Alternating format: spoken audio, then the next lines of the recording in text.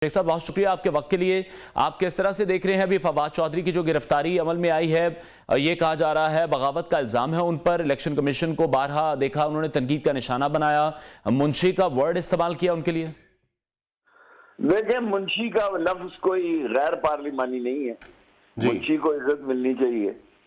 मुंशी का लफ्ज कहना के पर्चा हो रहा है। असल में और भी लोग अब गिरफ्तार होंगे। IMF का एजेंडा, IMF इन पर एतबार नहीं कर रहा और IMF ने बोर्ड लगाया हुआ है कि जनाब खैरात की और भीख की गुंजाइश नहीं जब तक कि हमारी बात ना मानी जाए। ये इलेक्शन की तरफ नहीं जा रहे, ये लड़ाई झगड़े और फसाद की तरफ जा रहे हैं। 4 बिलियन से कम रिजर्व हो रहे हैं, लोग मारा मारी करेंगे और इस मुल्क में जो आने वाले महीने हैं बहुत ही गंभीर, संगीन और तशवीशनाक हैं। इनको समझ नहीं आ रही, मुल्क इनसे चल नहीं रहा और मुल्क ना चलने के बाद कह रहे हैं कि मैं इलेक्शन की कमाई। आपकी इलेक्शन की कमाई क्या है? सियासतदान की इलेक्शन की कमाई अवाम का एतमाद होता है, वो इनके पास नहीं है। और ये गिरफ्तारी जो है, और भी गिरफ्तारियां करेंगे, ये ताकत के जरिए अपने आप को बराजमान करना चाहते हैं और इलेक्शन से ये फरारी हैं। इनको पता है कि इलेक्शन में इनका सत्यानाश हो जाना है। मनपसंद लोगों को तैनात किया गया है। जिन लोगों को तैनात किया गया उससे लोगों को समझ आ जाना चाहिए कि इनका एजेंडा क्या है। इनका एजेंडा इलेक्शन नहीं है, इनका एजेंडा फड्डा है और ये फड्डे की तरफ जा रहे हैं और इस फड्डे में ये खुद घेरे में आएंगे और नुकसान इन्हीं का होगा। ची करें बी करें, नुकसान हुकूमत का ही होगा। आगे ही ये गैर मकबूल है, ना मुल्क के अंदर ना मुल्क के बाहर इनको खैरात मिल रही है। सो मुल्क जाम हो गया और इनका काम भी तमाम होगा इंशाअल्लाह ताला। ठीक है, लेकिन शेख रशीद साहब, आप क्या समझते हैं कि ऐसा तो नहीं है? क्योंकि तमाम फैसले आपको लगता है कि ये लंदन में लिए गए हैं और नवाज शरीफ यही चाहते हैं कि तभी वापस आएं जब खान साहब जेल में हो, खान साहब सलाखों के पीछे हो। एक वो भी अब चाह रहे हैं कि लेवल प्लेइंग फील्ड है वो उन्हें भी मिले। सर जी, सारा गोरख धंधा -1 का है जी, और ये -1 उनके गले पड़ेगा। ये उसको और बड़ा लीडर बना देंगे। ये बेवकूफ हैं लोगों के दिलों में जो ये समझ रहे हैं कि ये 50 साल पुराना पाकिस्तान है, वो गलती पर है। इस मुल्क में आवाम और नौजवानों की 60-65% नौजवान है। ये किसी और तरफ भी निकल पड़ते हैं और अगर किसी और तरफ निकल पड़े तो फिर झाड़ू फिर जाए। ठीक है, जिस तरह से अभी खदशात का इजहार किया जा रहा है, इमरान खान को भी गिरफ्तार किया जा सकता है। ज़बान पाक के बाहर हमने देखा कारकुनान बड़ी तादाद में पहुंच रहे हैं।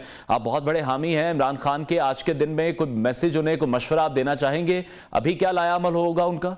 गिरती नहीं है ऊपर, सियासतदान का ससुराल होता है और अवाम जो है इमरान खान के साथ खड़े हैं। इनको बेवकूफ़ी है और पूरी स्ट्रेटजी ये है कि इमरान खान की मकबूलियत कम की जाए। जो थिंक टैंक हैं, जो 70-78 वज़रा है, उनसे हटकर भी पर्दे के पीछे जो थिंक टैंक है, उनकी कोशिश है कि इमरान खान की आवाम में ताकत को कम किया जाए, लेकिन इनके सारे अमल उसकी मकबूलियत में इजाफा कर रहे हैं और ये ना हो मकबूलियत की जगह कबूलियत ले ले और फैसला सड़कों पर हो।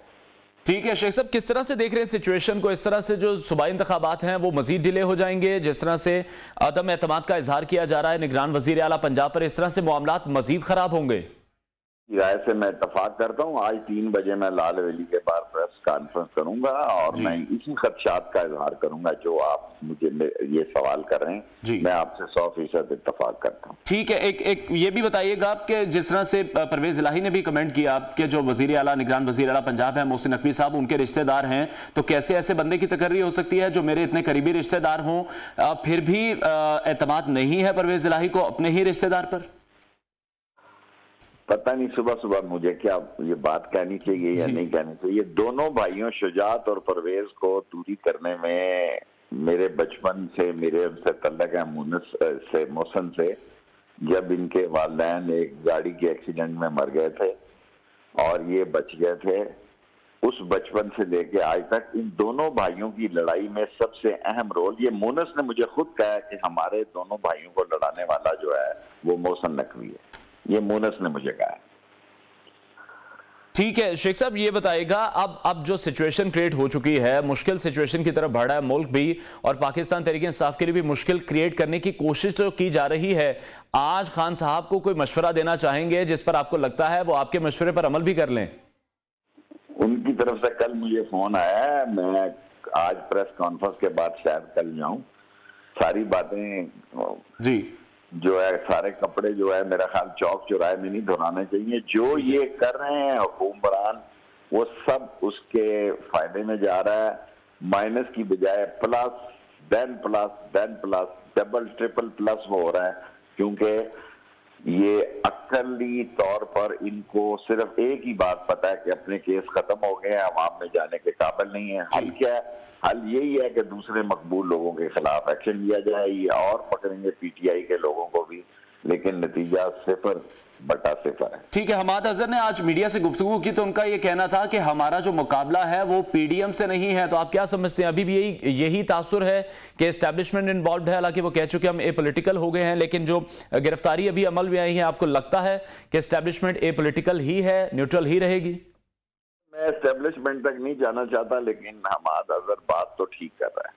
मैं एस्टेब्लिशमेंट की हद तक नहीं जाना चाहता, लेकिन ऑफ कोर्स इस हुकूमत की तो कोई अपनी हैसियत ही नहीं है। ये कहते हैं कपड़े बेचकर मैं आटा सस्ता करूंगा जी। देखना यह है, खुदा ना करे ये कहीं मुल्क बेचकर ही कुछ और ना कर दे। इनके कपड़े बदबूदार तो कोई लेगा नहीं, लेकिन मुल्क ना बेचें, बाकी जो चीज इनकी है बेच दें। जो इनकी कमाई है कह रहे हैं मैं बेच दूंगा, इनकी कमाई तो सारी बाहर है, उसको ले आए तो शायद थोड़ी बेहतरी हो जाए। जी ठीक है, बहुत शुक्रिया। अवामी मुस्लिम लीग के रहनुमा शेख रशीद हमारे साथ इन कॉन्वर्सेशन थे। उनका स्टांस आपने सुना।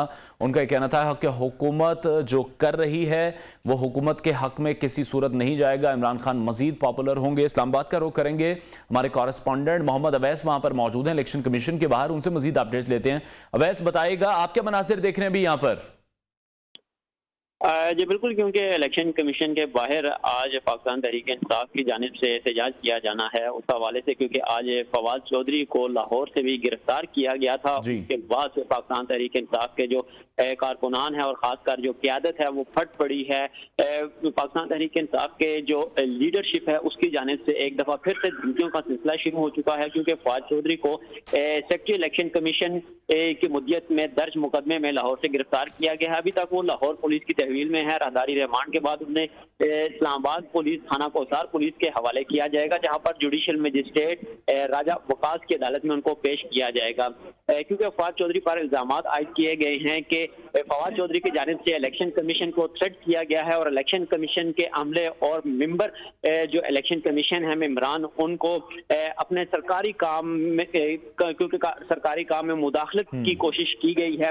और मुकदमे में ये भी कहा गया है कि फवाद चौधरी ने ये भी कहा कि चीफ इलेक्शन कमिश्नर अगर इतने कमजोर हैं तो घर जाएं, क्योंकि इलेक्शन कमीशन को एक मुंशी का किरदार अदा करने के मुतरादिफ करार दिया गया था। और मुकदमे के बाद फवाद चौधरी को रात 10 बजे ये मुकदमा दर्ज किया गया। रात को फवाद चौधरी की रिहाइश गाह से उनको गिरफ्तार किया गया।